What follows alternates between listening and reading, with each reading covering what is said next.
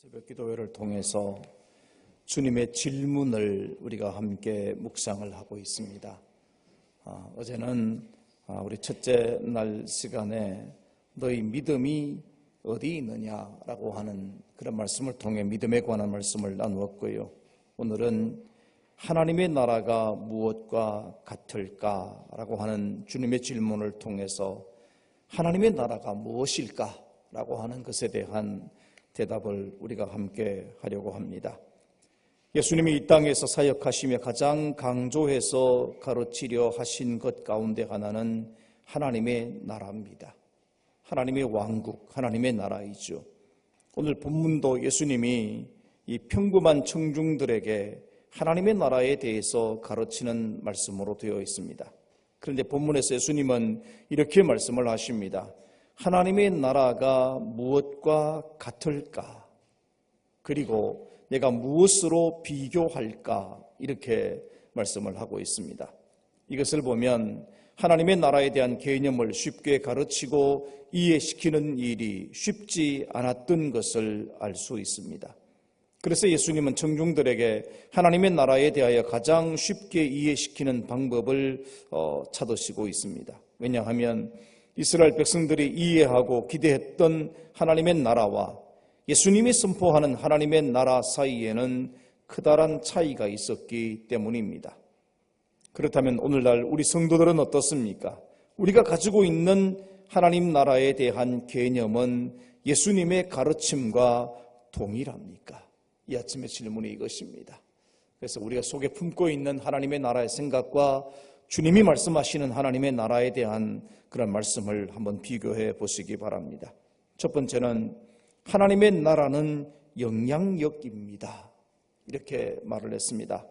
이스라엘 백성들이 기대했던 하나님의 나라는 메시아가 이 세상에 오셔서 당시에 이스라엘을 지배하고 있던 로마를 순식간에 전복시키고 하나님이 직접 통치하는 나라가 이루어지는 것, 그것을 기대했습니다. 그들은 현세적이고 정치적인 하나님의 나라를 기대했던 것입니다. 그렇다면 오늘날 성도들이 믿는 하나님의 나라는 어떤 것입니까? 우리 성도들도 하나님의 나라에 대하여 예수님의 가르침이나 성경적 개념과 비교해 보면 어느 한쪽에만 치우쳐 있는 것을 알 수 있습니다. 우리는 하나님의 나라 하면 어떤 생각이 듭니까? 우리가 죽은 다음에 부활해서 하나님과 영원히 사는 곳, 그러므로 미래에 일어나는 일로만 생각하게 됩니다. 그래서 천국을 말할 때 평소에는 거의 천국 이야기를 하고 있지 않다가 장례식장에 갔어야 우리가 천국 이야기를 하는 그런 모습이 되어버립니다. 그래서 우리는 하나님의 나라를 천국 또는 하늘나라로 표현을 합니다. 미래에 다가올 천국에 대한 신앙도 분명히 사실이고 진리입니다. 하지만 예수님이나 성경이 가르치는 하나님의 나라는 미래에 일어날 것만 가르치는 것이 아닙니다. 그러니까 우리가 이 땅을 떠나서 죽은 후에만 들어가는 곳이 하나님의 나라가 아니라 이 땅 위에서도 하나님의 나라를 이루고 살아가야 된다고 하는 그런 말씀이죠. 첫째로 예수님이 가르치신 하나님의 나라는 이미 복음을 통해서 이 땅에서 이루어졌고 이루어져 가는 것입니다. 그래서 요한이 예수님의 길을 예배할 때 뭐라고 합니까? 회개하라. 하나님의 나라가 가까이 왔다. 하나님의 나라가 가까이 왔다. 이렇게 외치고 있습니다. 예수님은 갈릴리에서 처음 입을 열어 가르치신 것이 하나님 나라의 도래였습니다. 말씀을 같이 한번 읽어봅니다. 이르시되 때가 찼고 하나님의 나라가 가까이 왔으니 회개하고 복음을 믿어라 하시더라. 아멘. 분명한 사실은 예수님이 이렇게 말씀하신 이 하나님의 나라는 죽은 다음에 가는 하나님의 나라 의미보다는 이 땅에서 이루어지는 하나님의 나라의 의미가 더 강합니다. 둘째로 하나님의 나라는 하나님의 영향력이 미치는 곳을 의미합니다. 오늘 본문에 사용된 이 언어에서 우리는 하나님의 나라에 대한 개념이 무엇인지 분명히 알 수 있습니다. 하나님의 나라를 무엇과 비교할까에 사용된 나라, 이 나라를 의미하는 헬라어는 바실레이아 하는 말입니다. 그런데 이 말은 세상적인 영토의 개념을 나타내는 말이 아니라 왕의 영향력 그 자체를 강조하는 단어입니다. 그러니까 왕의 영향력이 행사되는 모든 곳은 그의 왕국이다, 이렇게 보는 것이죠. 그 말이 바실레리아 하는 말 속에 포함되어 있습니다. 그러므로 하나님의 나라는 하나님의 영향력이 미치는 곳, 하나님의 가르침이 적용되고 하나님이 영향력을 행사하는 곳, 즉 하나님이 주인 되는 곳을 의미하는 것입니다.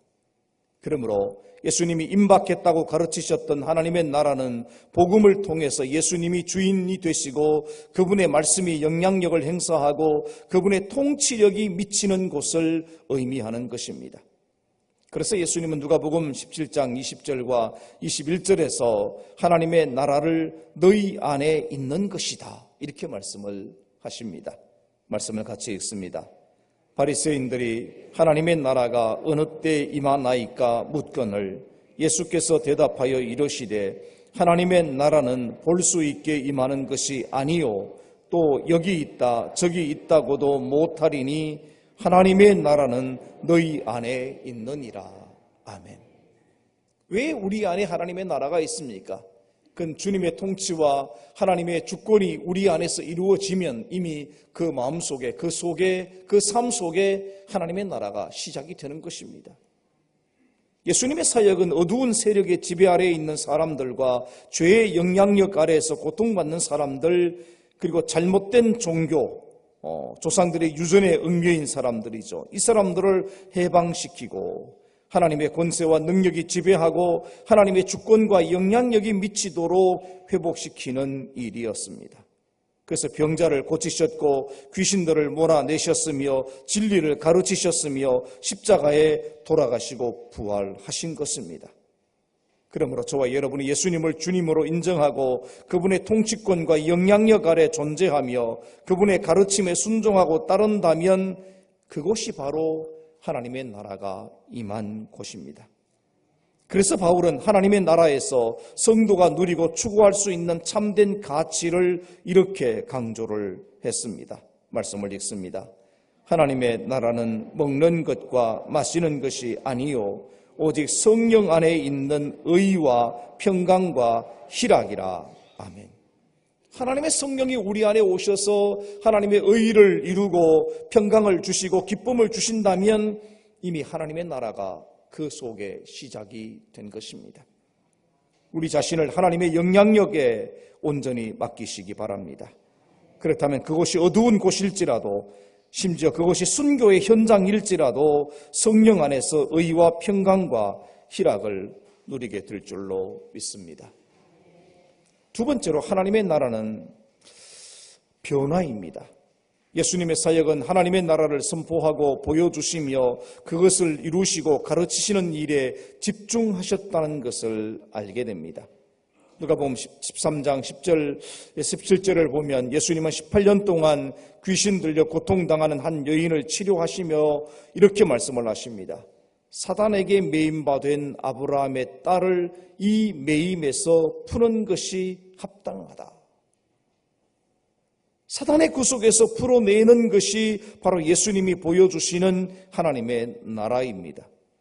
이것이 바로 하나님의 통치가 실행되는 이 땅에서 경험하는 하나님의 나라였습니다. 그런데 사람들은 이해하지 못합니다. 그래서 예수님은 오늘 본문 말씀처럼 하나님 나라에 대한 비유를 말씀하시고 있는 것이죠. 예수님은 하나님의 나라를 밭에 심은 겨자씨처럼 작은 씨앗을 심었는데 그것이 나무처럼 자라나서 새들이 앉을 수 있게 되는 것과 같다고 가르쳐 주십니다. 이 겨자씨 비유의 특징을 한마디로 표현하면 그건 변화입니다. 변화예요. 하나님 나라의 특징은 전인격적인 변화입니다. 복음의 씨가 떨어지고 하나님 나라가 시작되는 순간 엄청난 변화가 시작이 되는 것입니다. 그런데 이 변화는 단순한 외형적 변화만이 아니라 그 속성과 기능까지 바뀌는 총체적인 변화를 의미합니다. 사람들 속에 복음의 씨가 떨어지면 그 사람은 전생애가 변화를 일으키는 것입니다. 겨자씨는 작지만 결과는 상상할 수 없을 정도로 거대해지죠. 이미 제가 몇 주 전에 설교를 했습니다. 이스라엘에서 자라는 겨자씨는 크기는 좁쌀보다 작다고 그랬습니다. 그리고 그 모양이나 색깔도 아주 작습니다. 그런데 그 씨가 땅에 떨어져서 어떻게 변화됩니까? 새싹으로 변하고 완전히 자라나면 1.5m에서 3m까지 자라나서 노란 꽃이 만개합니다. 씨앗과는 전혀 다른 모습으로 변화되는 것입니다. 어떤 사람이 겨자씨를 보고 겨자나무와 꽃을 상상할 수 있겠습니까? 상상이 되지 않습니다. 그 작은 씨앗을 보면서 이 엄청난 그런 겨자풀이 될 거라고는 아무도 상상하지 못합니다. 하나님의 나라는 바로 이와 같은 총체적 변화를 가져오는 것을 의미합니다. 복음이 싹을 내는 순간 우리의 영적 신분이 변하고 삶의 가치관과 우선순위가 변하고 우리 인생의 주인이 변하고 생각과 삶의 방식이 변화되는 것입니다. 그래서 예수 믿고 변화되어져야 됩니다. 거듭나야 하는 것입니다. 우리 그것을 변화라고 말하는 것입니다. 그런데 예수님은 이와 같은 하나님의 나라의 변화는 점진성, 서서히 앞으로 나아간다는 뜻이죠. 성장성, 커간다는 것이고 그리고 또 열매로 나타난다고 가르쳐 주십니다. 말씀을 다시 한번 같이 읽습니다.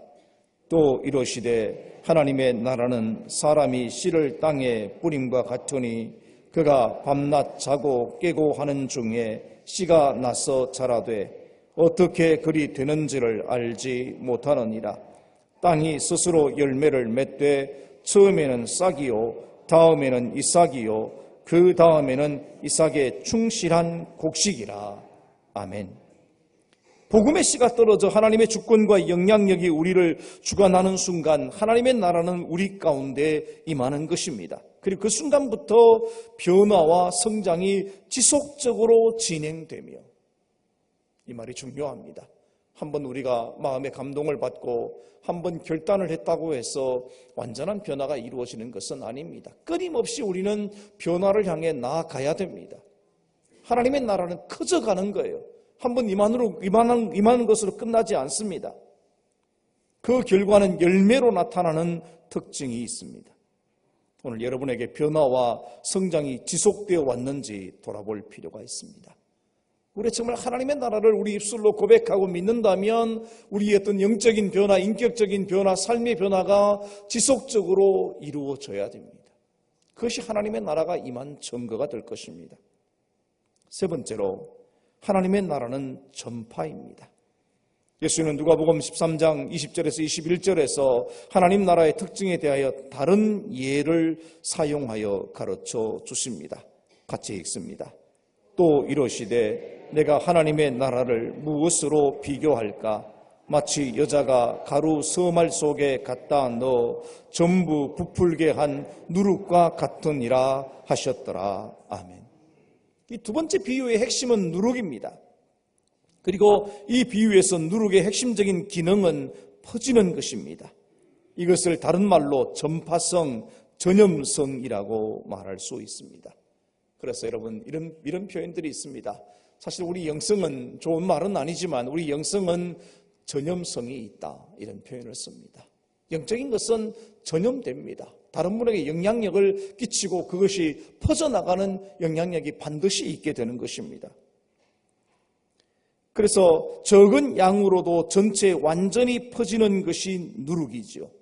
예수님께서 누룩을 통해서 하나님의 나라의 특징을 나타내려 했던 것은 바로 이 전파력에 있습니다. 하나님 나라의 특징은 전파력입니다. 그러므로 2000년 전 갈릴리에서 시작된 하나님의 나라는 예루살렘과 유다와 사마리아를 거쳐서 전 세계로 전파되고 있는 것입니다. 그리고 저와 여러분에게까지 전파된 것입니다. 예수님이 다시 오시는 그날까지 하나님의 나라는 지속적으로 전파될 줄로 믿습니다. 그리고 땅끝까지 하나님의 나라는 전파될 것입니다. 그래서 예수님은 우리에게 이렇게 분부를 하셨습니다. 그 분부의 말씀을 같이 한번 읽어보십시다. 오직 성령이 너희에게 임하시면 너희가 권능을 받고 예루살렘과 온 유대와 사마리아와 땅끝까지 이르러 내 증인이 되리라 하시니라. 아멘. 오늘 저와 여러분 안에 하나님의 나라가 이미 임한 줄로 믿습니다. 이미 여러분 속에 하나님의 나라가 시작된 줄로 믿습니다. 그러므로 우리는 마치 누룩과 같은 존재가 되어져야 됩니다. 이제 우리가 다른 이들에게 이 누룩처럼 하나님의 복음을 전파해야 되는 것이죠. 하나님 나라의 복음 전파는 그게 오타가 있습니다. 복음 전파는 누룩으로서 그 기능을 행하며 살아갈 때 비로소 우리는 이 땅에서 하나님의 나라를 경험하고 살아있는 존재감을 경험하며 전 세계가 하나님이 다스리시고 인도하시는 축복을 누리게 되는 것입니다. 여러분, 이것이 하나님의 나라입니다. 혹시 여러분 가운데 내가 이 땅을 떠나는 죽은 후에 하나님의 나라에 들어간다 이렇게만 생각하셨다면 여러분 절반밖에 알지 못한 것입니다. 하나님의 나라는 오늘 우리의 삶 속에서 우리 안에서 시작이 되어져서 오늘 우리 교회 안에서 여러분의 가정에서 여러분의 삶의 자리에서 이루어져야 한다는 것을 분명히 기억하시기를 바랍니다. 오늘 이 아침에 이렇게 기도하십시오. 하나님의 나라의 참된 기쁨을 소유하는 삶을 살게 하옵소서. 하나님 나라의 참된 변화를 날마다 경험하게 하옵소서. 하나님의 나라를 세상에 전파하게 하옵소서. 오늘 여러분이 드릴 기도의 제목을 제가 어제 미리 좀 적어오시라 그랬는데 그 기도의 제목을 이 아침에 기도하시기를 바랍니다.